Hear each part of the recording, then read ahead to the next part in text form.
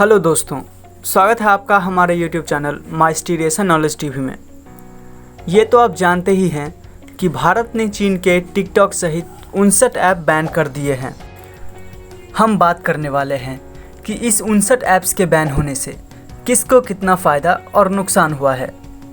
भारत ने चीन के टिकटॉक सहित 59 ऐप्स को बैन कर दिया है, जिसमें से सिर्फ टिकटॉक से ही चीन को पिछले साल करीब 720 करोड़ रुपए की कमाई हुई थी, जिसका अब उसे नुकसान होगा। सीमा पर भारत चीन के बीच तनाव के बीच पूरे देश में चीनी सामान के बहिष्कार की मांग उठ रही है। इसी बीच मोदी सरकार ने चीन के 59 ऐप बैन कर दिए हैं, जिसमें टिकटॉक सहित कई लोकप्रिय ऐप शामिल हैं। अब बात करते हैं टिकटॉक ऐप के भारत में कितने यूजर्स थे, यह कितना लोकप्रिय था और टिकटॉक से चीन को कितनी कमाई होती थी। चीनी कंपनी बाइट डांस का प्रोडक्ट टिकटॉक भारत में करीब 11.9 करोड़ लोग इस्तेमाल करते थे।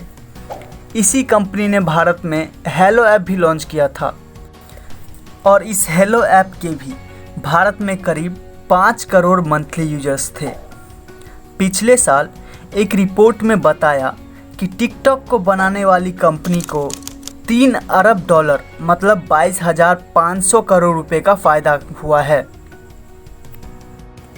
बता दें कि कंपनी को 2018 में 7.4 अरब डॉलर की कमाई हुई थी, जो कि 2019 में बढ़कर 17 अरब डॉलर हो गई। मैं आपको जो डेटा दे रहा हूँ उसमें केवल टिकटॉक ही नहीं बल्कि हेलो समेत अन्य ऐप भी शामिल है। अब बात अगर टिकटॉक की करें तो टिकटॉक की कंपनी को 2019 के फोर्थ क्वार्टर में 377 करोड़ रुपए की कमाई हुई थी। आपको बता दें कि साल दर साल के हिसाब से टिकटॉक की कमाई इस क्वार्टर में करीब 310 गुना बढ़ गई। अगर पूरे साल की बात करें तो 2019 में कुल 720 करोड़ रुपए की कमाई सिर्फ टिकटॉक से हुई थी।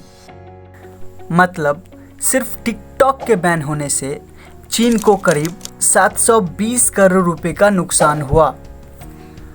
टिकटॉक सहित 59 ऐप बैन होने के बाद ग्लोबल टाइम्स, जो कि चीन के मुख्य समाचार पत्रों में जाना जाता है, ग्लोबल टाइम्स के प्रधान संपादक हु जिजिन ने ट्विटर पर ट्वीट करके बोला कि भले ही चीनी लोग भारतीय उत्पादों का बहिष्कार करना चाहते हैं, वे वास्तव में कई भारतीय सामान नहीं ले सकते। भारतीय दोस्तों, आपको कुछ चीज़ें चाहिए जो राष्ट्रवाद से अधिक महत्वपूर्ण है।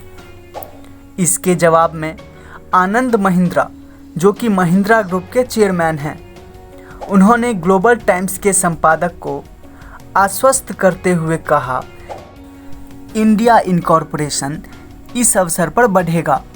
उन्होंने अपने ट्वीट में यह भी लिखा कि मुझे संदेह है कि यह टिप्पणी सबसे प्रभावी और प्रेरक रैली हो सकती है जो इंडिया इनकॉर्पोरेशन को मिली है।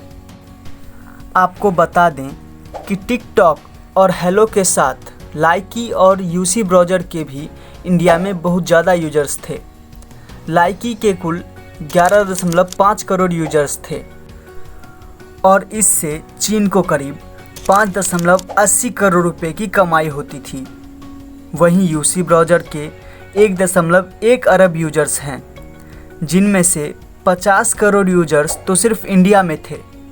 यह भारत में इस्तेमाल होने वाला दूसरा सबसे बड़ा मोबाइल ब्राउज़र था। गूगल क्रोम के बाद 14.5% मार्केट शेयर के साथ यूसी ब्राउज़र का ही नंबर आता था। अब बात करते हैं कि इस चाइनीज़ ऐप से इंडिया को क्या नुकसान था।